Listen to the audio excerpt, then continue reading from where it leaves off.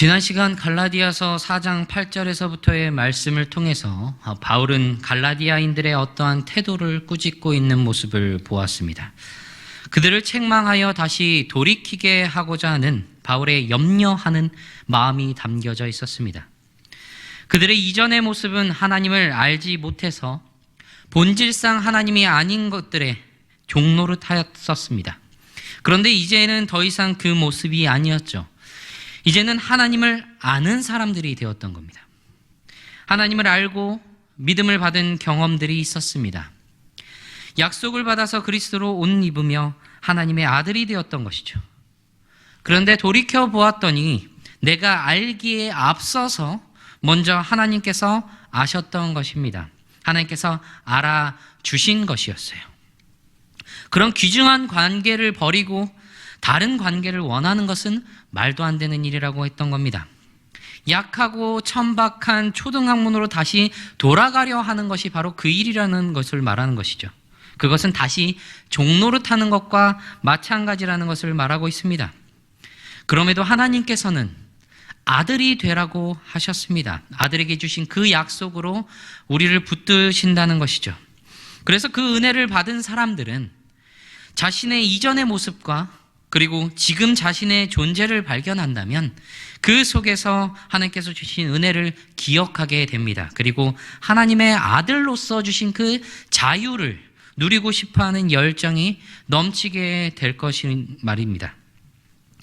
바울은 그렇게 그 갈라디아의 성도들을 염려하였습니다. 그들이 혹여나 다시 종이 되려 하느냐고 그렇게 애정이 듬뿍 담긴 염려를 통해서 또한 책망하고 있던 바울의 모습을 보게 되었던 것이죠. 지난 말씀 이후에 오늘 본문에서도 바울은 그런 깊은 감정으로 갈라디아인들에게 호소하고 있습니다. 지난 본문에서 바울은 이 갈라디아인들 자체의 과거와 그리고 현재의 모습을 대조하면서 다시 종으로 돌아가려 하는 그들의 모습을 염려하였습니다. 오늘의 본문에서는 갈라디아 성도들과 그 바울 자신과의 관계에서 그 관계의 과거와 또 현재의 모습을 언급하며 그들의 달라진 태도를 대조하고 있습니다. 그리고 그것과 연관하여 이 갈라디아 성도들을 향한 그 바울의 간절한 마음과 그리고 뜨거운 사랑의 그 염려를 호소하고 있는 모습을 보게 됩니다. 우리는 때로 이 바울이 너무나도 학자적인 모습으로만 나타나서 그가 때로는 냉정한 사람으로만 보이기도 합니다. 그러나 오늘 본문에서 바울의 그 모습은 상당히 격하게 자신의 감정을 표출하고 있는 모습을 보여주고 있어요.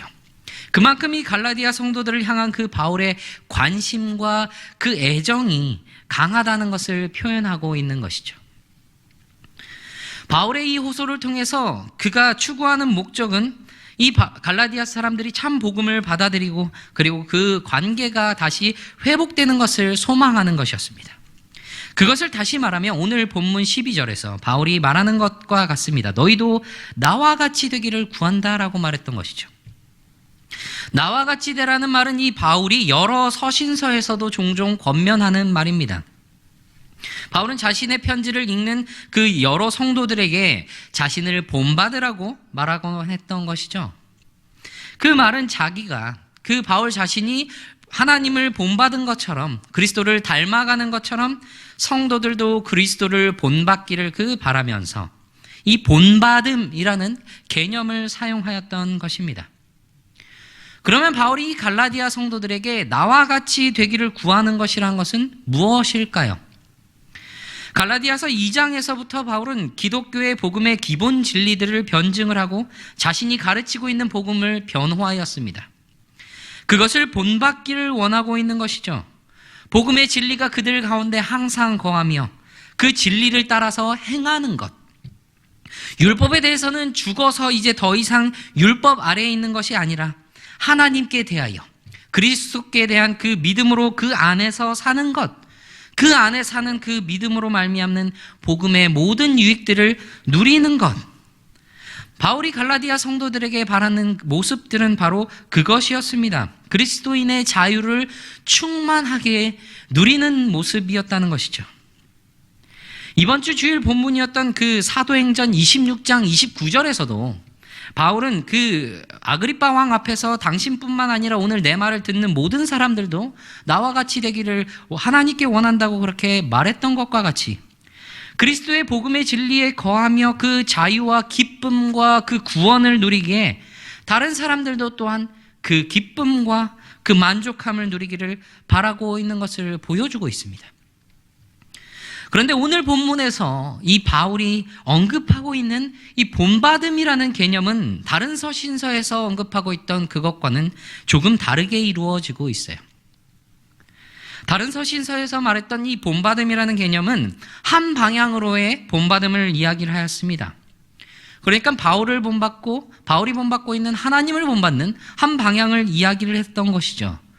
그런데 12절에서 말하고 있는 이 본받음의 개념은 쌍방향을 이야기를 하고 있습니다. 상호적인 관계를 말하고 있는 것이에요. 바울이 갈라디아 이 성도들에게 자신과 같이 되라고 하는 그 근거로 제시하는 것이 바로 그것입니다. 내가 너희와 같이 되었은즉. 바울이 너희와 같이, 그러니까 바울이 갈라디아의 성도들과 같이 되었다고 말하고 있는 거예요. 바울이 갈라디아에서 그곳의 사람들을 만났을 때 그들은 이방인이고 바울 자신은 유대인이라고 거리를 두거나 우쭐대거나 하지 않았습니다. 그들과 같이 되었어요. 그들과 동일화되었던 겁니다. 유대인이지만 스스로 이방인같이 되었다는 겁니다. 왜 그렇게 했죠? 고린도전서 9장 20절에 보면 이렇게 말씀합니다.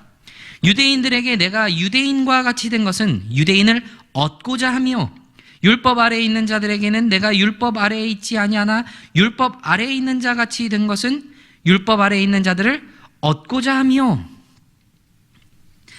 그리고 이어서 이 22절까지의 말씀을 통해서 바울은 유대인들에게는 유대인과 같이 되고 이방인에게는 이방인과 같이 되고 약한 자들에게는 약한 자와 같이 되었다고 그렇게 말하고 있습니다. 왜 그랬다고요?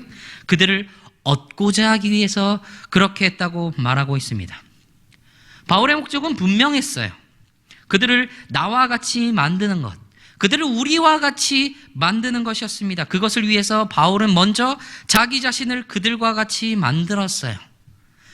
자, 우리와 같이 만들기 위한 그 목적을 이루는 수단으로 자기가 그들과 같이 되었던 것을 말하고 있는 것입니다. 그리고 이것은 과거에만 얽매여 있는 것이 아니라 그때에만 그렇게 한 것을 말하는 것이 아닙니다. 지금도 현재에도 그들에게 그렇게 하고 있는 것을 바울은 이야기를 하고 있습니다. 그들을 얻기 위해서라면, 다른 이들을 얻기 위해서라면, 그들을 나와 같이 되게 하기 위해서라면 바울은 지금도 그들같이 되어 그들을 얻고자 합니다. 그러면 바울이 왜 지금 이렇게 형제들을 부르면서 자신의 그 깊은 감정을 표현하며 너희도 나와 같이 되기를 구한다고 그렇게 깊이 호소하고 있을까요? 지금 갈라디아인들의 모습이 바울이 구하고 있는 그 모습이 아니기 때문입니다. 바울에게 그들은 지금 자신과 같이 되어 있지 않기 때문이에요. 그것을 말하면서 바울은 이제 이전에 그가 갈라디아 성도들을 만났던 그 장면을 회상합니다. 바울이 갈라디아를 방문했을 때 처음에는 그가 육체의 약함으로 인해서 복음을 전하게 되었다고 말하고 있습니다. 여기서 육체의 약함이라는 것은 신체적인 약함, 즉 병을 말하고 있어요. 질병을 말하는 것이죠. 그런데 이 질병이 어떤 종류의 것인지는 정확하게 알 수는 없습니다. 사도행전에서도 바울이 질병으로 갈라디아 도시를 방문하게 되었다는 것에 대한 아무런 말도 없기 때문이죠. 어떤 이들은 여기에서 말하는 건 육체의 약함이 바울의 안질환을 말한다고 하기도 하고 어떤 이들은 간질이라고 주장을 하기도 합니다. 또 다른 이들은 풍토병들 중에 그중에 말라리아라고도 보기도 합니다. 그러나 그 질병이 무엇이었든 간에 바울이 지금 이 갈라디아에서 처음에 그때의 질병으로 인해서 심히 고생하고 있었던 상태임은 틀림이 없습니다. 그리고 또한 이 바울이 그 질병을 통해서 갈라디아에 어떻게 복음을 전하게 되었는지도 알 수가 없어요. 바울이 병으로 인해서 갈라디아로 들어가게 된 것인지 아니면 원래 그곳에 있었는데 병으로 인해서 원래 계획한 기간보다 더 오래 머물게 되었던 것인지 알 수가 없지만 어쨌든 바울은 그 자신의 질병으로 인해서 이 갈라디아의 복음의 사역의 계기가 되었다는 것을 말하고 있는 것입니다. 바울은 육체의 약함이 있어요. 고통 속에 있습니다. 그러나 하나님께서는 그마저도 그 복음이 전해지는 통로로 사용하셨습니다. 그리고 바울은 그 고통 속에서도 복음을 전하는 그 열정이 식지 않았어요. 그래서 그 갈라디아에 복음이 전해지게 되었던 것이죠. 그런 그의 열정에도 불구하고 이 바울은 질병으로 인해서 그의 외관은 보기에 좋지 않았던 모습이 분명합니다. 왜냐하면 바울의 모습이 갈라디아인들에게 시험이 될 수 있다고 말했던 것입니다. 갈라디아인이 바울을 거절할 수 있는 충분한 이유가 될 수 있을 정도의 그런 외관적인 모습을 말하고 있는 것이에요. 그가 말하고 있는 이 육체의 약함은 단순히 몸속 깊숙한 곳에 생기는 그런 보이지 않는 질병을 말하는 것이 아니었다는 것이죠. 감추어진 질병이 아니었다는 말이에요. 누가 봐도 저 사람은 아픈 사람이다, 불편한 사람이라는 것을 쉽게 알 수 있을 정도였다는 겁니다. 그래서 그로 인해서 이 갈라디아인들이 시험을 받았어도, 그것으로 인해서 시련을 받았어도 그 누구도 어떤 말을 할 수 없을 정도로 바울의 그 상태가 정말 참담했다는 것을 암시하고 있는 것이죠. 그런데요, 갈라디아 사람들은 이러한 바울을 업신여기지도 않았고 버리지도 않았다고 말하고 있습니다. 업신여기다라는 말은 멸시하다, 경멸하다라는 뜻으로 주로 사용이 됩니다. 개인적으로 혹은 사회적으로 어떤 사람을 경멸하고 소외시키는 것으로 표현하는 단어인 것이죠. 그리고 버리다라는 단어는 침을 뱉다라는 의미가 담겨져 있는 단어예요. 멀리 침을 뱉는 것을 의미하고 있는 것이죠. 그러니까 업신여기고 버린다는 것은 단순히 피하고 무관심하려 하는 것이 아니라 적극적으로 혐오하는 형태를 나타내는 것이죠. 당시에는 병자들을 만나면, 특히 그들이 생각하기에 정말 피해야 할 그런 모습의 병자들을 만나면 자신들로 그 병에 걸리지 않기를 바라는 그 의미와 또 그 병자에 대한 경멸의 의미로 침을 뱉는 관습이 있었다고 합니다. 그러니까 바울의 그 모습이, 그 질병이 보는 사람으로 하여금 시험에 빠지게 할 정도의 그런 증세였다면 사람들이 경멸하고 그리고 침을 뱉어도 할 말이 없을 그 정도의 모습이었다는 것이죠. 그러나 갈라디아 사람들은 그때에 바울을 거부하는 대신에 그를 영접하였습니다. 그것도 극진히 맞이했어요. 14절 후반부에 보면 나를 하나님의 천사와 같이 또는 그리스도 예수와 같이 영접하였다고 말하고 있습니다. 굉장한 표현입니다. 물론 바울이 자신을 하나님의 천사나 그리스도 예수라고 말하는 것은 아니에요. 그리고 또한 이 갈라디아 사람들이 자신을 신과 같이 영접했다는 것을 이야기하고자 하는 것도 아닙니다. 갈라디아 사람들이 받아들인 것은 바울과 그가 전하는 복음이었습니다. 바울은 하나님의 전달자였어요. 그리고 그리스도의 대리인이었습니다. 그러니까 바울과 그가 전하는 그리스도의 복음을 영접한다는 것은 결국 바울을 하나님의 전달자이며 그리스도의 대리인으로 인정한다는 것이며, 그것은 결국 그리스도를 영접하는 것과 마찬가지인 일이 된다는 것입니다. 예수님께서 말씀하셨듯이 내가 보낸 너희를 영접하는 것은 나를 영접하는 것이다라고 말씀했던 것과 같은 일인 것이죠. 바울이 갈라디아인들이 그렇게 자신을 영접한 것에 대해서 과장해서 이야기한 것은 바울과 그가 전하는 그 복음의 사역에 대한 이 갈라디아인들의 이전의 반응에 대해서 강조해서 표현하고 있는 것입니다.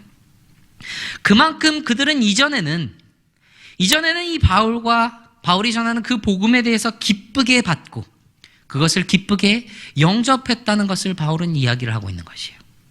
그런데 지금은 어떻게 되었죠? 바울이 말하고 있어요. 너희 복이 지금 어디 있느냐? 상황이 완전히 반전이 되어버렸습니다. 이전에는 그렇게 기쁘게 자신을 영접했었던 이 갈라디아인들의 모습은 사라져버렸어요. 이전에 그 애정과 그 사랑의 기억은 사라져버린 이 갈라디아인들의 모습에 대해서 바울은 언급을 하고 있는 것이죠.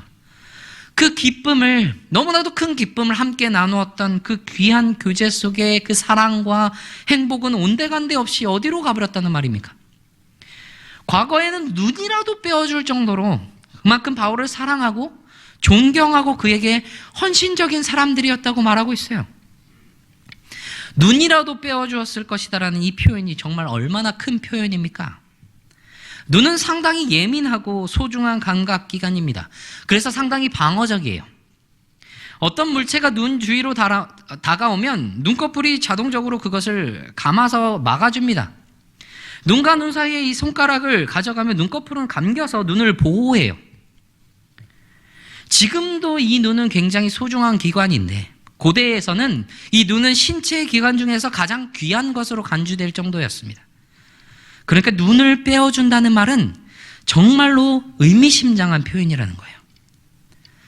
우리말의 표현 중에서도 눈과 관련된 표현이 있지 않습니까? 눈에 넣어도 아프지 않다라는 표현이 있어요. 그 정도로 아끼고 사랑하는 것을 과장해서 말하는 표현이죠. 그런데 실제로는 어떻죠? 눈에 티끌 하나만, 조그만 것만 하나 들어와도 엄청 괴롭습니다. 간지럽고 괴롭고 눈물 나고 눈은 계속 빨개지고, 그래서 눈의 가시라고 엄청 성가신 것을 표현하는 단어도 있잖아요. 눈과 관련된. 티끌만 있어도 괴로운데 가시는 이거 안 빼면 너무 괴로운 겁니다. 그런데 눈을 빼어준다고요?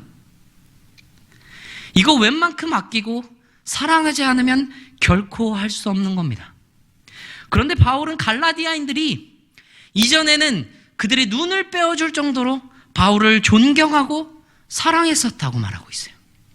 너무나도 헌신적이었다고 말하고 있는 것입니다. 그런데 지금은 원수가 되어버렸습니다. 이전에 그 사랑과 그 애정과 존경과 헌신은 다 사라져버리고 원수와 같이 되어버렸어요. 왜 그랬습니까? 16절에 있어요. 내가 너희에게 참된 말을 함으로. 바울이 그들에게 참된 말을 하였기 때문에 그들과 원수가 되었다고 말하고 있습니다. 이전에 바울과 그가 전하던 복음에 대해서 너무나도 기쁘게 영접해서 바울을 너무 존경해서 그에게 눈을 빼어줄 수 있을 정도로 그만큼 사랑하고 그를 아꼈는데 지금은 원수가 되어버렸어요. 바울이 참된 말을, 진실을 말했기 때문이었습니다. 사실 참된 말을 한다는 것은 정말 가까운 사이에, 친구 사이에 솔직하게 말하는 것과 같습니다. 너무나도 아끼는 친구이기에, 너무나도 아끼는 가까운 사이이기에 잘못을 범하거나 혹은 잘못된 길을 가게 되면 그것이 잘못이라고 진실을, 참된 말을 하는 것이죠. 바울은 갈라디아 성도들을 너무나도 아끼기 때문에 그들의 잘못에 대해서 말하지 않을 수 없었습니다. 아니, 그들을 아끼는 것보다 더 복음의 진리를 사랑하기 때문에 그 진리를 위해서 행하는 것을 바꿀 수 없었어요. 진리를 위해서 나아가야 하는 것이었습니다. 비록 갈라디아 사람들, 자신이 그렇게 아끼던 이 갈라디아 사람들과 원수가 되더라도 말입니다. 생각해보면 이 바울이 했던 이 참된 말이, 그 진실이 바울이 그들에게 처음 전했던 그 복음에서 다른 것을 말한 것입니까? 아니에요. 바울이 말하고 있는 것은 그 복음은 이전에도, 그리고 그때 당시에도, 그리고 앞으로도 참된 것입니다. 그러면 지금 이들 간의 관계가 너무나도 가까운 친구에서 원수가 되었는데 누가 바뀐 것이죠?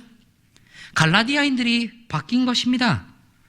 갈라디아인들이 바울의 권위와 그 사도권을 인정하고 그 복음을 너무나도 기뻐했을 때는 그를 천사처럼 그리스도와 같이 영접을 했었습니다. 그런데 그들이 바울이 전하는 그 참된 말을 좋아하지 않을 그때는 원수가 되어버렸어요. 바울이 자신들이 듣기 싫어하는 말을 한다고 할지라도 바울의 사도의 권위가 중단되는 것은 아니에요. 자기들이 듣기 좋아하는 것만, 자기들이 듣고 싶어하는 말씀만 골라서 들을 수는 없는 거라는 말입니다. 바울은 그들과 원수가 되기 위해서 그들에게 참된 말을 한 것이 아니에요. 오히려 그들과 친구이기에, 너무나도 아끼기에 이들에게 참된 말을 하지 않을 수가 없었기에 그들에게 그 말을 했었습니다. 그 말을 갈라디아인들이 받아들인다면, 그것을 받아들일 수 있다면 바울은 결코 그들에게 원수가 되지 않을 수 있는 것이죠. 그러면 바울이 진짜 원수가 아니라면 누가 과연 진짜 원수입니까? 갈라디아인들이 이 바울을 원수로 여기게 만든 진짜 원수가 있는 겁니다. 바울이 17절에서 이야기를 합니다. 지금 너희에게 열심을 내고 있는 사람, 그 사람들이 진짜 원수다. 왜냐하면 그들이 열심히 내는 것은 좋은 뜻으로 내는 것이 아니기 때문이다라고 그렇게 말하고 있습니다. 열심을 내다라는 이 단어는 헬라어 동사의 원형인 젤로라는 단어입니다. 부정적으로 말하면 시기하다, 질투하다라는 의미가 있고요. 사모하다, 열심을 내다라는 의미로도 번역이 됩니다. 오늘 이 말씀에서 열심을 내다라고 이 번역된 것은 깊이 누군가에게 관심을 갖다, 누군가의 호의를 받으려고 한다라는 그 의미를 표현을 하고 있습니다. 그러니까 이 갈라디아의 거짓 교사들은, 그 율법주의자들은 갈라디아의 성도들의 호감을 얻기 위해서 좋은 뜻이 아닌 것으로 열심을 내고 있다는 것을 말하고 있는 것입니다. 그들의 목적이 결코 좋은 뜻이 아니었어요. 그들은 갈라디아 성도들을 이간시키기를 원했던 겁니다. 이간질을 했던 거예요. 거짓 교사들은 이 갈라디아 성도들을 이간시켜서 빼내어서 그들 스스로 도리어 거짓 교사들에게 애정을 갖도록, 그래서 그들에게 그 열심을 다시 내게 하도록 그 목적을 가지고 있는 것이죠. 이 갈라디아 성도들을 어디에서 빼내려고 하는 겁니까? 바울의 그 사역의 범위와 그 바울이 전하는 복음에서 빼내고자 하는 거예요. 그 복음의 신앙 공동체에서 제외시키려고 하고 있는 겁니다. 다시 말하면 그들을 하나님께로부터 받은 그 자유에서 그들을 빼내려고 하고 있습니다. 그래서 하나님께서 주신 그 자유에서 멀어져서 그곳으로 다시 돌아갈 수 없게끔 그들을 격리시키고 차단시키려고 하고 있다고 말하고 있는 거예요. 그렇게 멀어져서, 점점점 멀어져서 이제는 자기들을 섬기고 자기들을 열심히 따르게 만들려고 그렇게 하고자 하는 목적을 가지고 있다는 겁니다. 거짓 교사들과 이 율법주의자들은 겉으로 보기에는 갈라디아 성도들을 위해서 열심을 내고 있는 것처럼 보입니다. 그러나 결코 그렇지 않아요. 실제로는 자신들이 좋지 않은 그 나쁜 의도를 가지고 그 열심을 내어서 이 갈라디아인들을 진리에서, 그 자유에서 이탈시키려고 하고 있다는 거예요. 그러면 누가 진짜 원수입니까? 잘못된 열심이 얼마나 좋지 않은 것인지를 잘 알고 있는 사람이 바울이에요. 사도행전 22장에서 바울은 유대 백성들 앞에서 자신을 변론하였습니다. 그때 주님을 만나기 전에 자신에 대해서, 그리고 주님을 만난 것에 대해서 그렇게 이야기를 했는데 3절에서부터 이야기를 합니다. 사도행전 22장 3절에서 바울이 자신의 이전의 모습을 소개하는데, 나는 유대인으로 길리기아 다소에서 났고 이 성에서 자라 가말리알의 문화에서 우리 조상들의 율법에 엄한 교훈을 받았고 오늘 너희 모든 사람처럼 하나님께 대하여 열심히 있는 자라. 이전에 갈라디아서 1장 14절에서도 바울은 자신이 다른 동갑내기들에 비해서 조상의 전통에 대해서 더 열심히 있었다고 말한 적도 있습니다. 당시 바울이 생각하기에 그 열심은 나쁜 의도가 아니었어요. 바울은 그 열심이 잘못된 것인지를 모르고, 잘못된 열심인지를 모르고 많은 그리스도인들을 박해하고 죽이기까지 했던 겁니다. 그리고 주님을 만났을 때 그 열심이 잘못된 것이라는 것을 깨달았던 것이죠. 바울 스스로가 그 지난 과거의 그 열심이 잘못된 열심임을 고백하고 그 잘못된 열심이 어떤 결과를 가져왔었는지에 대해서 고백을 했어요. 그러나 지금 이 거짓 교사의 의도들, 더욱이 그들의 의도는 좋지 않은 의도입니다. 나쁜 의도로 열심을 내고 있어요. 그에 따른 결과가 좋지 않을 것은 불을 보듯 뻔한 일이라는 것입니다. 여러분들, 이단과 사이비를 보면 얼마나 열심입니까? 그리고 그곳에 잘못 빠져버린 사람들 얼마나 열정적이에요. 그들 중에서 좋은 뜻에 대한 열심 있습니까? 악한 의도로 내는 열심 아니면 잘못된 것인 줄 모르고 내는 열심, 둘 중에 하나입니다. 그렇게 열심이라고 그들이 너무나도 열정적으로 한다고 그 사람들이 잘한다고 말할 수 있습니까? 결코 그럴 수 없는 겁니다. 그러면 우리는 그 이단과 사이비들의 그런 나쁜 열심들만 주의하면 될까요? 우리는 우리가 열심을 내고 있는 그 무언가가 하나님과 점점 더 가까워지는 것이 아니라 하나님과의 관계에서 멀어지게 하는 그 열심이라면 그 열심 우리는 방향을 다시 설정해야 합니다. 바른 열심은 하나님의 관계에서 더욱 가까워지게 만들 수밖에 없는 것이에요. 하나님과 멀어지게 하는 열심은 결코 바른 열심이, 좋은 열심이 아닌 것이라는 말입니다. 그래서 바울은 말합니다. 만약 그 거짓 교사들, 그 율법주의자들의 열심이 좋은 일이었다면, 만일 그들이 좋은 일에 대하여 열심을 내고 있었다면 당연히 그것은 좋은 일이라고 말입니다. 그래서 그것은 언제든지 좋으니까 추천을 당연히 한다고 말하고 있는 것이죠.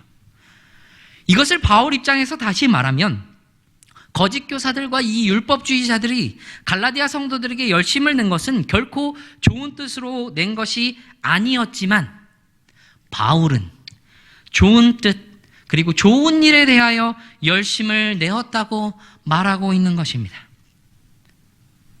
그러니까 거짓 교사들 그리고 그 율법주의자들은 좋지 않은 의도로 좋은 뜻이 아닌 것에서 열심을 내었기 때문에 갈라디아 성도들에게 그것은 결코 좋을 수가 없는 겁니다. 그러면 그들은 좋지 않은 그것을 당연히 거부해야 하는 것이죠. 배척을 해야 하는 겁니다. 반대로 바울이 내는 열심은 좋은 일에 대한 것이에요. 그렇기 때문에 갈라디아 성도들에게 그것은 언제든지 좋은 일입니다. 그러면 그것은 열심히 듣고 그 열심히 들은 진리를 사수해야 하는 것이에요. 바울은 그것을 갈라디아 성도들에게 너무나도 처절하게 호소하고 있는 거예요. 그리고 그렇게 되기를 간절히 바라는 그 마음을 19절에서 이렇게 말하고 있습니다. 나의 자녀들아, 너희 속에 그리스도의 형상을 이루기까지 다시 너희를 위하여 해산하는 수고를 하노니. 갈라디아 성도들을 자녀들, 나의 자녀들이라고 부르는 바울은 이 표현을 통해서 갈라디아를 향한 그의 헌신적인 수고와 그 깊은 애정을 듬뿍 담아서 보여주고 있습니다. 해산하는 수고라는 것은 산고를 겪다, 즉 해산하는 고통을 겪다라는 뜻을 말하고 있습니다. 단순히 해산의 과정을 말하고 있는 것이 아니라 그 해산에 따른 고통을 묘사하고 있는 것이에요. 바울 스스로가 얼마나 큰 수고를 하고 있는지, 얼마나 큰 고통을 감수하고 있는지 이야기를 하고 있는 것이죠. 그리고 바울은 그 고통은 그가 처음 갈라디아의 복음을 전할 때의 그 육체의 약감, 그 질병으로 고통당하던 순간에도 복음의 열매를 맺기 위해서 수고했었던 그것처럼 또 한 번 그들을 위해서 복음의 열매가 온전히 맺어지게 하기 위해서 또한 그 고통을 감내하며 수고하고 있음을 말하고 있는 것입니다. 그리고 그 열매는 그들 속에서 그리스도의 형상을 이루는 겁니다. 단순히 그리스도를 아는 것에서 멈추는 것이 아니라 그리스도의 연합함을 통해서 삶의 주관자로 주님을 삼아서 그리스도의 형상이 그 안에 이루어 나가는 것을 그들이 그리스도의 형상으로 변화되는 모습을 간절히 원하고 있는 모습인 것이에요.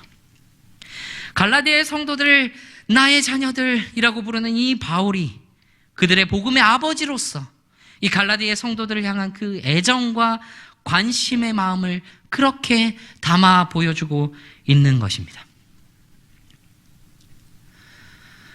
저는 해산의 고통을 몰라요.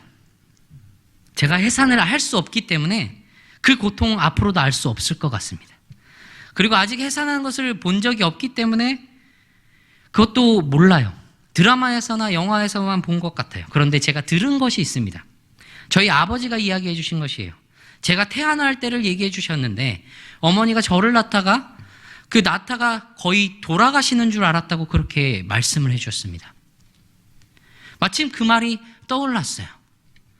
죽을 것과 같은, 죽는 것과 같은 고통입니다. 그런 고통으로 간절히 바라는 것이 그 갈라디아 성도들 가운데 그런 너무나도 끔찍한 그 고통을 감내하면서 바라는 것이 그 갈라디아 성도들이 그 속에서 그리스도의 형상을 이루게 하는 것이었습니다. 바울의 열심은 그런 열심이었어요. 그 좋은 일에 대한 열심은 그 성도들이 그 안에 그리스도의 형상을 이루게 하려는 것이었습니다. 그것이 바울이 너희가 나와 같이 되기를 간절히 원한다는 그 호소가 담겨져 있는 마음이었습니다. 좋은 뜻이 아닌 열심 끊어내야 합니다. 하나님으로부터 멀어지게 하는 열심은 과감하게 막아서야 해요. 그러기 위해서 우리는 참된 말을 더욱 듣기를 소망하고 그것을 더욱 사모하고 진리를 더 힘써서 사수해야 하는 겁니다. 거기에 더하여 우리는 좋은 일에 대한 열심을 내겠다는 굳센 의지와 각오가 있어야 합니다.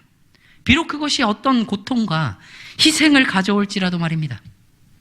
끊임없이 우리는 그리스도의 형상을 이루기 위하여 그리스도를 닮아가기 위한 그 열심으로 우리는 살아가야 하는 겁니다. 그러한 우리의 모습을 통해서, 그러한 우리의 모습이 그리스도의 형상을 닮아가는 모습을 통해서, 그 열심을 통해서 우리와 함께하는 사람들 또한 그 그리스도의 형상을 이루어 나가는 것, 함께 할 수 있도록 해야 하는 것이죠.